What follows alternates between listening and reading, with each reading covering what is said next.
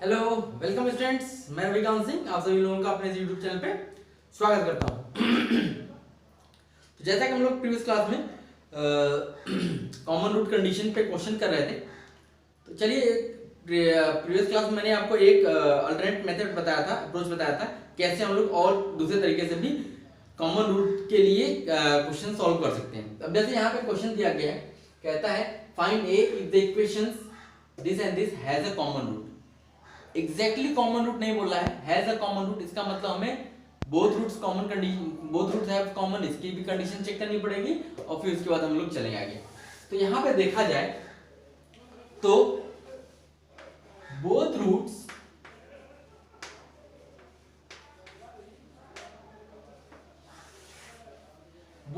जो होंगे can not be common,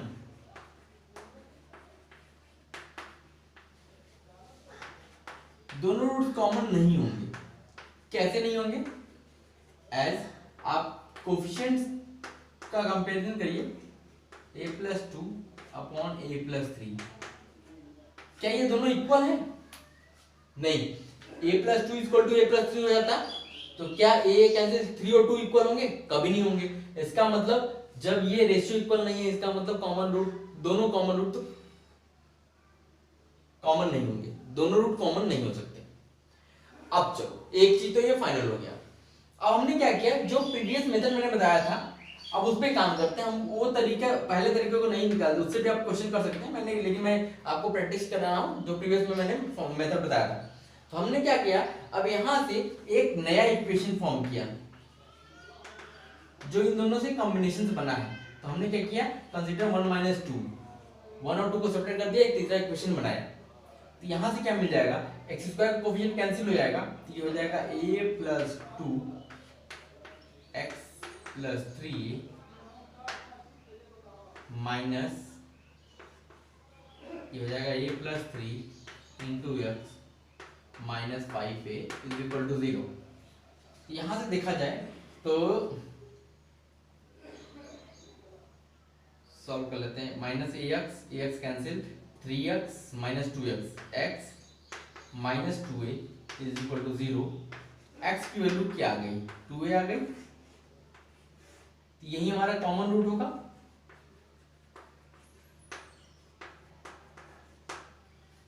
ठीक, ये हमारा कॉमन रूट हो गया। अब फॉर कॉमन रूट कंडीशन, इसका मतलब समझिएगा, आप शॉर्टकट लिखेंगे, फॉर कॉमन रूट कंडीशन हम लोगों ने जाना है कि इस वैल्यू को कहीं भी किसी इक्वेशन में रख दीजिए, सब्स्टिट्यूट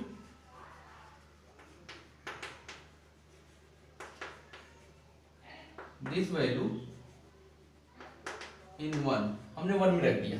तो देखा जाए ये हो जाएगा two a whole square minus a plus two into x plus three a equal to zero, sorry यहाँ पे टू आएगा, ये हो गया four a square minus two a square minus four a plus three a equal to zero, two a square minus a is equal to zero, A minus two a minus one is equal to zero. यहां से हमको क्या मिलेगा, यहां से मिलेगा a is equal to one और a is equal to one by two, ये दो वैल्यू मिली, a is equal to zero, sorry a is equal to zero और a is equal to one by two. अब हमारा कॉमन रूट आएगा क्या, वो देख लेते हैं। Hence common root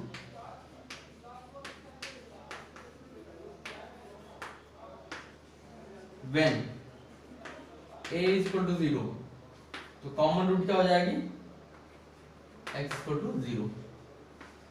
when a is equal to one by two, common root क्या हो जाएगा, x equal to one.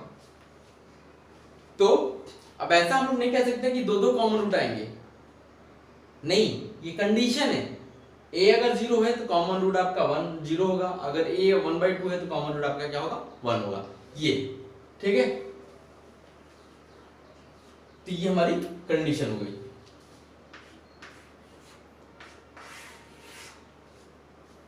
Note कीजिएगा, फिर आगे चलते हैं। चलिए यहाँ पे क्वेश्चन लेते हैं।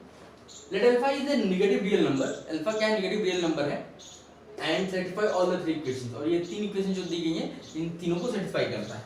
ये इक्वेशन 1 हो गई, ये इक्वेशन 2 हो गई, ये इक्वेशन 3 हो गई, तीनों कंडीशन, तीनों इक्वेशन को सेटिस्फाई करता है। तो कहता है then find alpha beta and a, alpha a and B.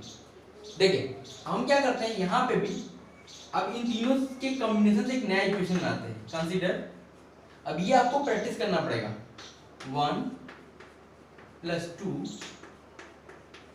3, हमने ए और बी को जोड़ा और 3 को माइनस कर दिया। देखो ए 2x² - x² क्या मिलेगा, x² - ax - bx, minus a + b × x और ये प्लस a + b × x, ये कैंसिल हो गया। 21 + 15 5 1 6 2 1 3 36 - 45 क्या आएगा, -9 = 0। इसको इक्वेशन 4 बना दिया। अब इक्वेशन 4 क्या है, equation 4 is a combination of 1 2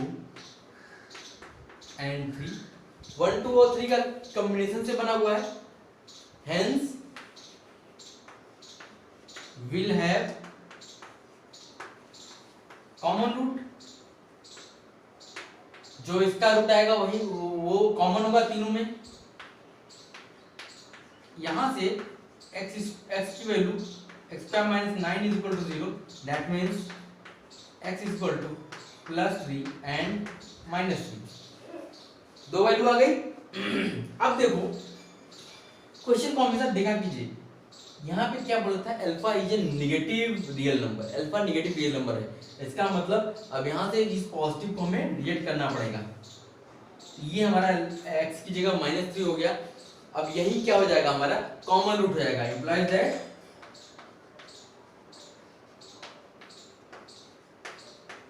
common root क्या हो जाएगा, अल्फा = -3, ये हमारा कॉमन रूट हो गया। अब देखिए कंसीडर पहला इक्वेशन क्या है, x² - ax + 15 = 0। अगर एक रूट ये है, ये कॉमन है तीनों में, एक रूट अगर ये है तो दूसरा रूट निकालने के लिए हमको क्या करना पड़ेगा, प्रोडक्ट ऑफ रूट लगा दीजिए यहाँ पे। तो अल्फा * मान लेते हैं बीटा है = क्या होता है, c/a।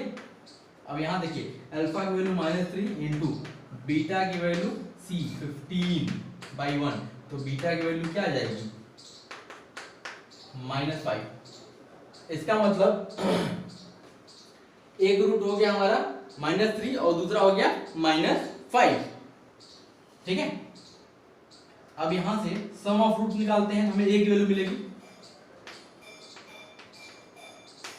क्या होता है, -b/a, तो -a हो जाएगा, -a = -3 -5, तो यहां से मिल गया a = -8। ये हमारा a की वैल्यू मिल गई, अल्फा हमारा मिल ही चुका है। अब देखिए अब हम चलते हैं दूसरे इक्वेशन को पकड़ते हैं फिर से। Now x² - bx + 21 = 0। अब यहां से एक रूट कॉमन है, वो तो हमें पता है क्या है, -3 है, तो यहां से दूसरा रूट क्या हो जाएगा, अल्फा * बीटा डैश मान लेते हैं = 21, तो -3 * beta dash = 21, implies that beta dash = -7। फिर यहाँ पे सम ऑफ रूट कीजिए, क्या हो जाएगा, -b हो जाएगा, b = c -3 -7, तो b की वैल्यू क्या होगी, -10। तो ये हो गया a की वैल्यू -8, b की वैल्यू -10, अल्फा की वैल्यू -3। ये हमारा आंसर हो गया, नोट कीजिएगा, फिर हम आगे चलते हैं।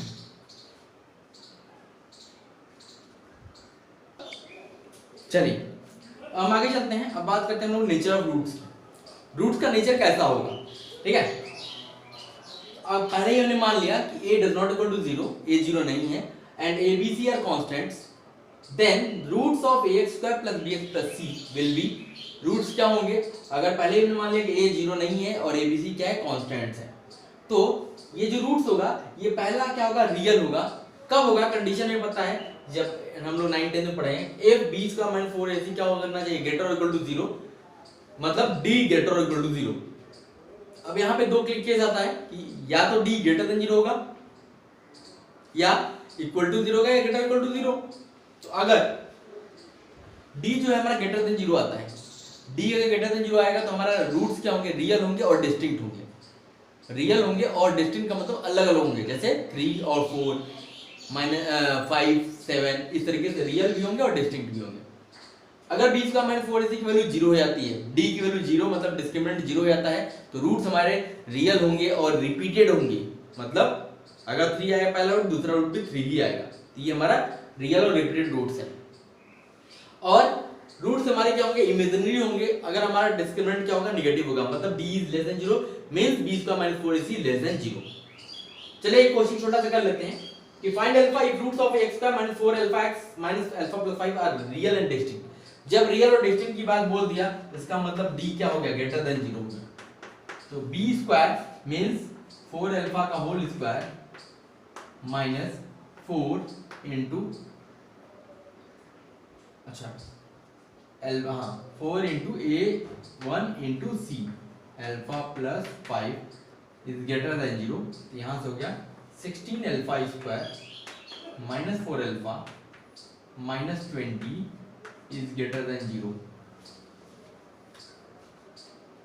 यहाँ से क्या करिए, 4 alpha square minus alpha minus 5 greater than 0। अब इसको फैक्टराइज कर लीजिए, फैक्टराइज हो जाएगा, तो ये हो जाएगा alpha plus 1 4 alpha minus 5 greater than 0। अब देखो क्या होता है, हमने आपको ये पढ़ा दिया है, इनइक्वालिटी पढ़ा दी है। अब यहाँ पे alpha plus 1 4 alpha minus 5 greater than 0 है, इसका मतलब हो गया जब ग्रेटर देन 0 होता है तो आउटसाइड द रूट्स होता है, तो यहाँ से क्या हो जाएगा, alpha belongs to minus infinite से -1 यूनियन 5/4 टू इनफाइनाइट। ये हमारा इसका, ठीक है, नोट कीजिएगा और क्वेश्चन देते हैं। देखिए जैसे अब यहाँ पे दूसरे टर्म की तरफ बढ़ते हैं, कहता है if an equation is multiplied by constant, अगर हमने किसी इक्वेशन को किसी कांस्टेंट से मल्टीप्लाई कर दिया, then its roots remains unchanged, तो उसके रूट्स क्या होंगे, अनचेंज्ड होंगे। जैसे अगर मान लिया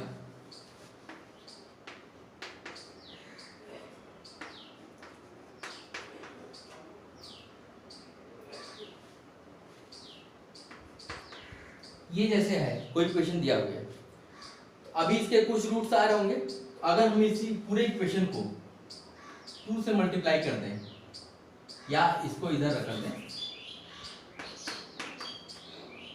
ये इक्वेशन दिया गया है, इसका कोई रूट्स आ रहा होगा, अगर हम पूरे इक्वेशन को 2 से मल्टीप्लाई कर दें, 2 से मल्टीप्लाई करने का मतलब इधर भी होगा और इधर भी मल्टीप्लाई होगा, तो इसके रूट्स पे कोई इफेक्ट नहीं पड़ेगा। ऐसा नहीं केवल इधर मल्टीप्लाई कर देंगे तब तो इफेक्ट पड़ जाएगा, मतलब हमारा कहने का मतलब है पूरे इक्वेशन में दोनों साइड से अगर किसी कांस्टेंट से मल्टीप्लाई कर दिया तो उसके रूट्स क्या होंगे, रिमेन अनचेंज होंगे, कोई चेंज नहीं आएगा।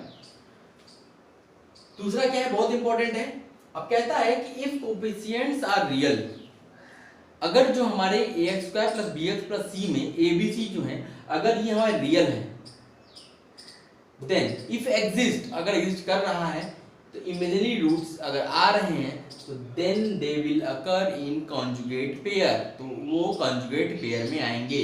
अब इसका मतलब क्या है, कॉन्जुगेट पेयर से पहले हम लोग बात कर लेते हैं एक टर्म की, जैसे रूट में अगर -1 आ जाता है, इसकी वैल्यू होती है i, इसको हम लोग पढ़ते हैं आयोटा, ठीक है, root -1 is equal to i, इसको पढ़ा जाता है आयोटा, ठीक है।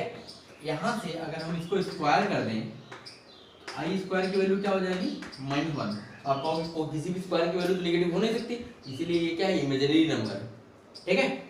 आई स्क्वायर की वैल्यू -1, अगर हम आई क्यूब की वैल्यू निकालना चाहें तो हम क्या करेंगे, I square into I, that means ये माइनस आई हो गया। अगर आई के पावर 4 निकालना चाहते हैं तो I square into I square, that means -1 into -1, that means 1। तो ये क्या है, आयोटा है, ठीक है। अब हम बात करते हैं कंजुगेट पेयर की। तो ये आयोटा कहाँ इमेजिनरी नंबर्स में आएगा। अगर मान लिया जैसे हमारा कोई एक रूट आया 3 + 2i, एक रूट आ गया 3 + 2i, ये क्या है इमेजिनरी नंबर। इसका मतलब अब दूसरा रूट हमें निकालने की जरूरत नहीं है, वो क्या होगा उसी का कंजुगेट होगा, और वो होगा क्या 3 - 2i। मतलब i का जो कोफिशिएंट होगा उसके आगे माइनस लगा दीजिए तो वो उसका कंजुगेट बन जाता है। तो इसका कोफिशिएंट, इसका कंजुगेट ये है, इसका कंजुगेट ये है, ठीक है। जैसे अगर मान लिया हमें 3i का कंजुगेट निकालना होगा तो क्या कर देंगे, 3i का कंजुगेट क्या हो जाएगा, i वाले कोफिशिएंट के आगे माइनस लगा दिए 3 - 3i। अगर हम बोले 2i + 1, इसका कंजुगेट बताओ भाई। तो बहुत सारे बच्चे कहेंगे सर 2i - 1, गलत हो जाएगा। मैंने कहा कि i के कोफिशिएंट के आगे माइनस लगाना, i का टर्म ये है ना, इसके आगे माइनस लगा देना है, ये हो जाएगा -2i + 1। इसका कंजुगेट ये, इसका कंजुगेट ये, ठीक है।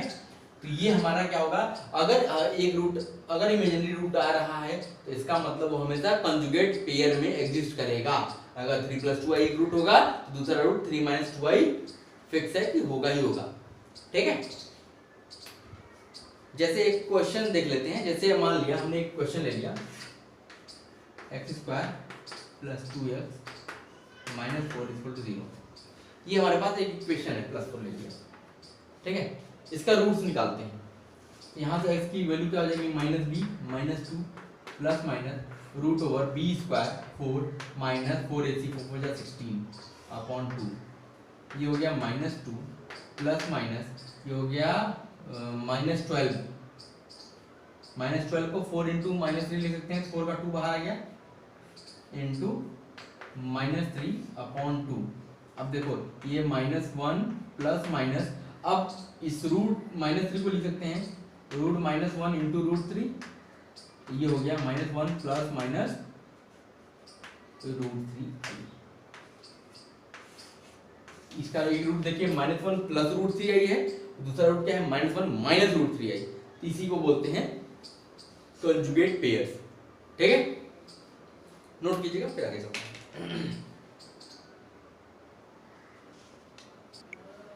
अब देखिए यहाँ एक क्वेश्चन दिया गया है, if the roots of x² + 3x + 5 = 0 are imaginary, इसके रूट्स इमेजिनरी हैं, then they will be conjugate of each other. तो क्या वो एक दूसरे के कंजुगेट होंगे, और गिवन है a ≠ = 0। क्या ये स्टेटमेंट ट्रू है फॉल्स। तो अगर बहुत सारे बच्चे देखेंगे कि इमेजिनरी रूट है तो कंजुगेट पेयर में आता है, इसका मतलब ये ट्रू होगा।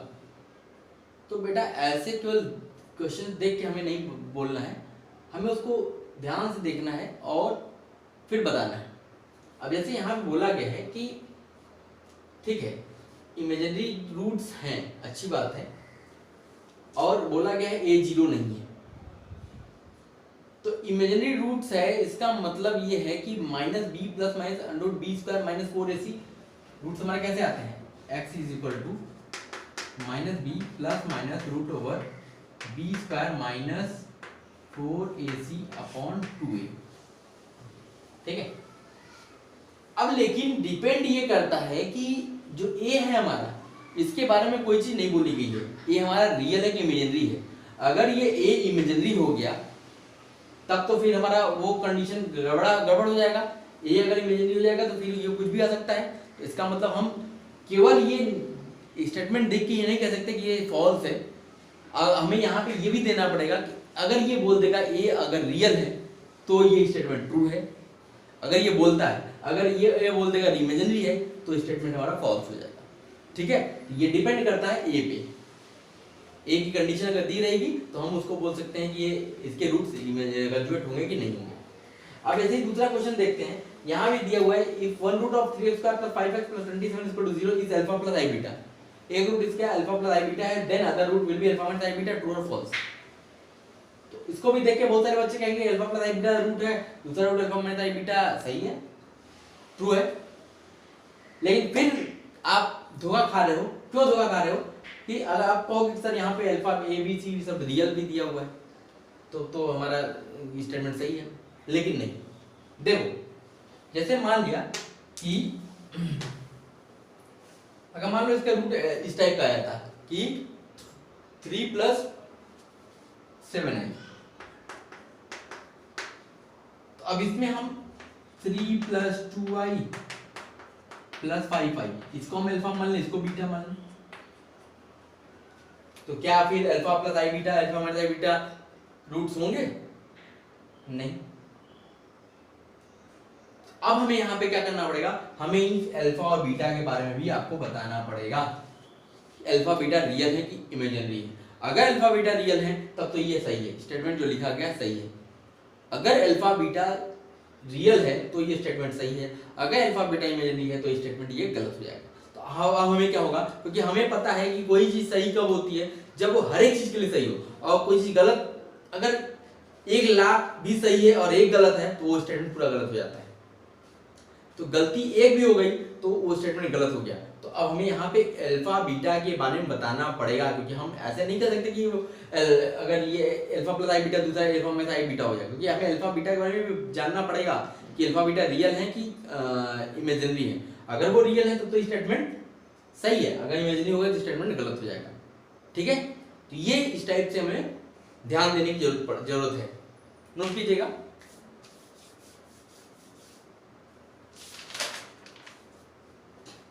चलिए आज के लिए बस इतना ही, फिर अगली क्लास में हम मिलते हैं, इसके आगे की चीजें कंटिन्यू करते हैं। Okay, thank you.